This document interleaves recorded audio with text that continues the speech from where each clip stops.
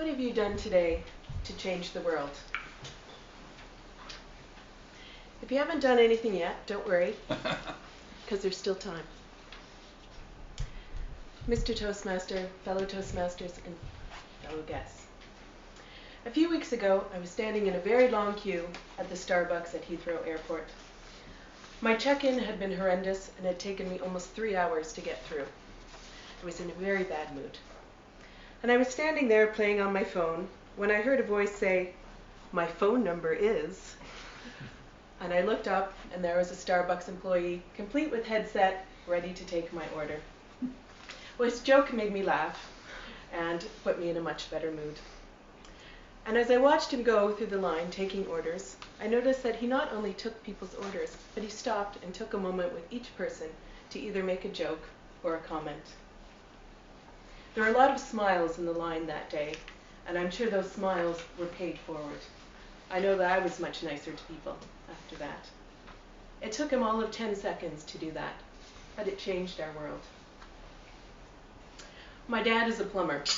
You might think, what is a plumber going to do to change the world? Well, he works hard, he's good at what he does, and he charges a fair price. And he also volunteers his time. Last year, a bunch of tradesmen decided to get together to raise money for a local hospital, and they were going to build a house. All the time was volunteered, all the materials were donated, which is a pretty big deal by itself. But the real exciting thing was that, aside from the foundation, they built this house in 48 hours. They all pulled together and built an entire house from bottom to top in just 2 days. They changed their community, and they changed their world. I started out my career working in a secure residential facility for teenage boys. And one of the values I tried to instill in the boys was helping others. And to do that, I arranged for them to volunteer at a soup kitchen twice a month. Now, because they were in a secure facility, their volunteering wasn't necessarily altruistic. They were just happy to get out of the locked house. At the same time, I was volunteering at a food bank, and I took one of the boys with me as we were preparing Christmas baskets. We spent the day filling the boxes with ham and potatoes and all kinds of fixings for a festive dinner. And then in the afternoon, Brandon and I went out to deliver our 5 boxes.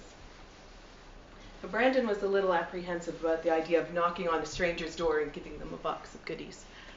That changed quickly after the first house. The woman who opened the door, with several children in tow, was so grateful for that box of food that she burst into tears of joy, grabbed Brandon by the arm, and hugged him tight. And as we were walking back to the car, he was just bouncing and so excited and bubbling. And when we got back, he told everyone who would listen, and even those who wouldn't, how excited he was about this experience. His family had been on the receiving end of Christmas food baskets, and here was his chance to give one to someone else. That experience changed the world for that family. It changed Brandon's world. I can tell you it changed my world to see someone so excited about the joy of giving to others. Some of us will do great things, but most of us will do small things. Some of us will do small or great things in horrific situations, but most of us will do everyday things in everyday situations. It would be great to find the cure for cancer or AIDS, to negotiate world peace, to fly to Mars, but most of us aren't going to do that. But what difference does it make if you smile at someone on the street, or if you share a kind word, if you give your time or money to charity, or if you do your job to the best of your ability? Now, those are things that all of us can do every day, many times a day, in fact. Helen Keller said, "I can't do everything, but I can do something. And just because I can't do everything, I will not refuse to do something." Sometimes we become so immobilized at the idea that we can't do something big that we forget that we can do something small. And Mother Teresa said, we can all do small things with great love.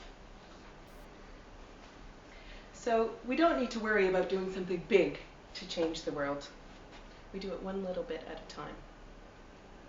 And Desmond Tutu said, "Do your little bit of good where you are." And it's those little bits of good that together overwhelm the world. So, what have you done today to change the world? If you haven't done anything yet, don't worry. There's still time. So go out and do your little bit of good where you are, with what you have, and overwhelm the world. Mr. Toastmaster.